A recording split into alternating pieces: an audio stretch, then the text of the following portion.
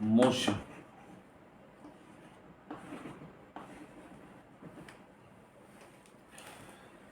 यहाँ पर हम लोग पढ़ेंगे about the mechanics. What is mechanics? Mechanics जो है it deals with the motion और रेस्ट ऑफ द पार्टिकल और ऑब्जेक्ट। जैसे कि पकड़ लेते हैं, एक ऑब्जेक्ट है, ये इसके चारों तरफ जो ऑब्जेक्ट है उसके रिस्पेक्ट में और टाइम के रिस्पेक्ट में ये स्थिर है, मतलब एट रेस्ट पोजीशन। या फिर कोई ऑब्जेक्ट मूव कर रहा है with respect to its surrounding objects। तो इसके बारे में जो भौतिक विज्ञान है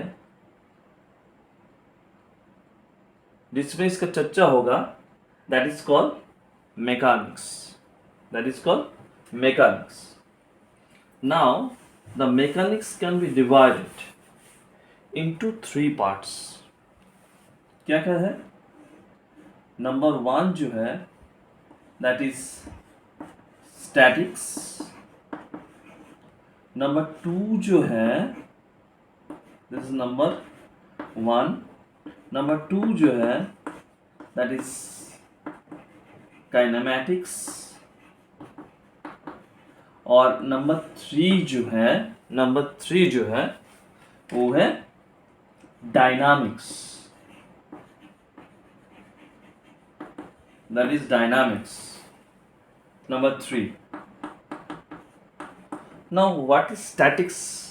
ये तो जहन में आ रहा है कि what is statics? statics क्या है? कोई भी ऑब्जेक्ट पकड़ लो, it is at rest position।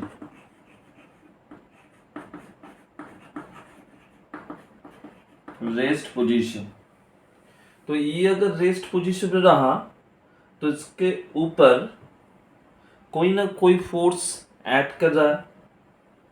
तो जो फोर्स ऐड कर रहा है और जिसके चलते ये स्थिर है, वो जो फिजिक्स के जो पार्ट में इसका डिस्कशन होगा, that is called the statics. जैसे कि ये ऑब्जेक्ट है, इसके वर्टिकली नीचे में mg इसका वेट काम कर रहा है, एंड अपवर्ड्स जो है नॉर्मल रिएक्शनल फोर्स है, and there should be a frictional force. Statics deals with the object which are at the rest positions। and now what is kinematics? Kinematics में क्या होता है? देखो ऑब्जेक्ट जो है that is moving, ये move कर रहा है, उसके अंदर जो फिजिक्स काम कर रहा है वो हम लोग चर्चा करेंगे, but which region it moving वो हम लोग चर्चा नहीं करेंगे। That is for kinematics. Dynamics क्या है? What is dynamics? डायनामिक्स कोई भी ऑब्जेक्ट मूव कर रहा है और जिस कारण से मूव कर रहा है that should be discussed in the dynamics. That is called dynamics. Now अभी जो है हम लोग जानेंगे what is point object. What is point object? Point object क्या है? हम लोग पकड़ लेते हैं, that is A B, a path of a moving particle. यहाँ पर पॉइंट ले लेते हैं, दिस इज डी।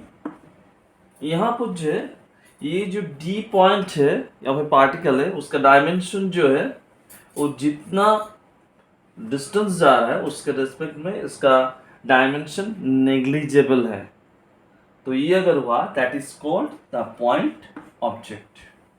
जैसे कि ये डी जो है यहाँ पर दिखाई दे रहा है, this is a point object. Now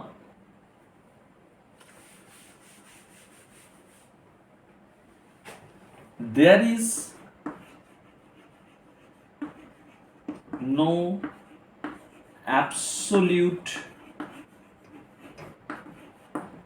rest or motion, that is the relativity।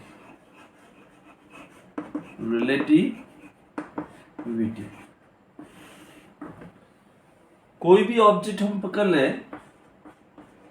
It is at rest with respect to its surroundings.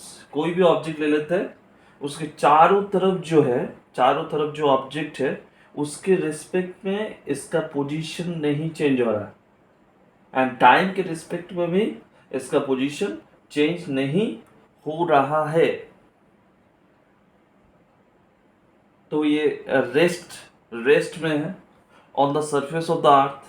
अगर हम चांद के ऊपर चल जाए और चांद से देखे टेलीस्कोप लगा के, तो देखेंगे क्या, वो जो ऑब्जेक्ट को हम लोगों ने अर्थ के ऊपर रेस्ट में देखा, वहां से देखेंगे कि ये अर्थ के साथ ये भी घूम रहा है। So there is no absolute rest और motion, they are all relative। okay, now motion तो हो गया, तो मोशन कितना डायमेंशन होगा? Motion should be one dimensional,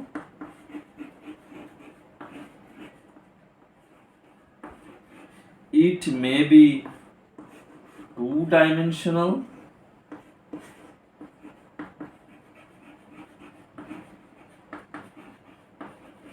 or it may be three-dimensional।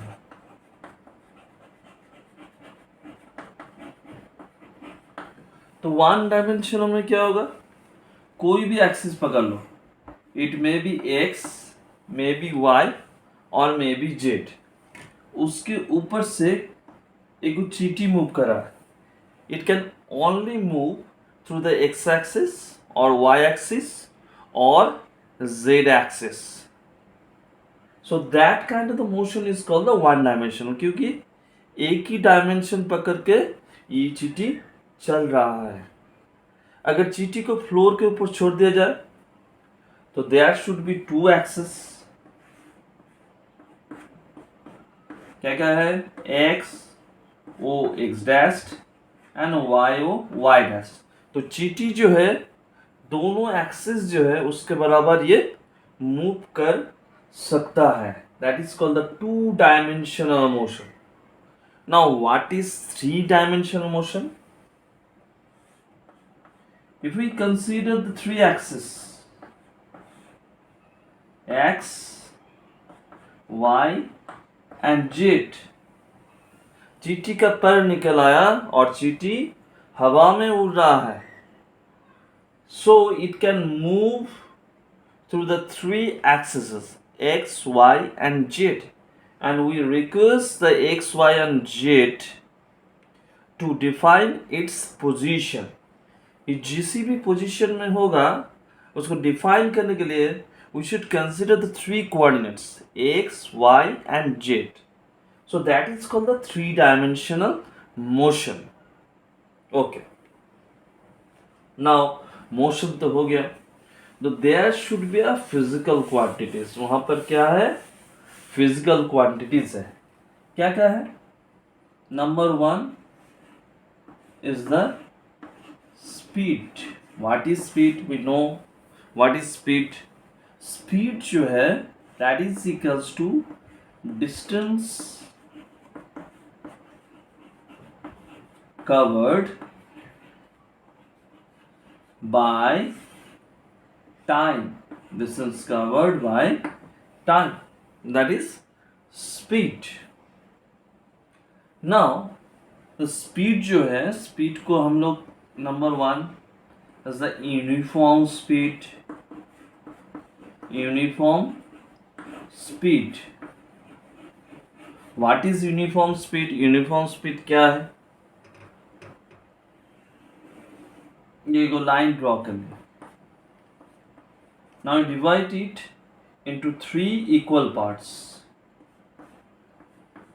तीनों पार्ट में इसको डिवाइड कर दें. यहाँ पर क्या हुआ? A D is equals to D E is equals to E B. यहाँ पर टाइम कितना लग रहा है? टी. यहाँ पर टाइम कितना है? टी. यहाँ पर टाइम कितना है? टी. समय जो है ये सेम है, और ये पार्टिकल जो मूव कर रहा है ये सेम डिस्टेंस मूव कर रहा है सेम टाइम इंटरवल में. So that is called the uniform speed. Now you can ask me about the non-uniform speed. What is non-uniform speed? Non-uniform speed क्या है? Non-uniform speed. Okay. Again draw a line AB. Now there should not be the equal distances ADE, that is AD not equals to DE and not equals to EB. ये नहीं है, लेकिन time जो है, time taken by the particle is the same. Time same है, लेकिन ये distance जो कवर कर रहा है that should not be equal. Now next we can draw AB. ये तीनों इक्वल पार्ट है, that is DE. AD is equals to DE is equals to EB. But time taken जो है that is different. T1, T2 and T3. Okay. So यहाँ पे क्या सीखे? For the non-uniform speed. Non-uniform speed जो है इसमें क्या है? पहले वाला में केस, फर्स्ट केस जो है उसमें हो सकता है कि टाइम सेम हो, लेकिन ये टाइम इंटरवल सेम होने के बावजूद भी ये डिस्टेंस सेम ना हो. नेक्स्ट में क्या पकड़े? 2 नंबर में, 2 नंबर केस में देखो डिस्टेंस जो है दैट इज इक्वली डिवाइडेड है डिस्टेंस, बट टाइम जो है एक T1 लिया, T2 लिया, T3 लिया. So it called the non uniform speed. अगर नॉन यूनिफॉर्म स्पीड हुआ तो स्पीड जो है उसके लिए हम लोग क्या लाएंगे? Average speed. Average speed. Average speed is a constant speed. Constant speed. Constant speed. अभी कांस्टेंट स्पीड जो है इसको कैसे निकालेंगे हम लोग? Let us consider AB, that is D and E, for non-uniform motion. Non-uniform motion, that is x1, x2, x3, and time is t1, t2 and t3. So the average speed is written as avg. average speed जो है इसको क्या लिखेंगे? average speed is equals to total distance, that is x1 plus x2 plus x3 by total time, that is t1 plus t2 plus t3. It is the formula of the average speed. Now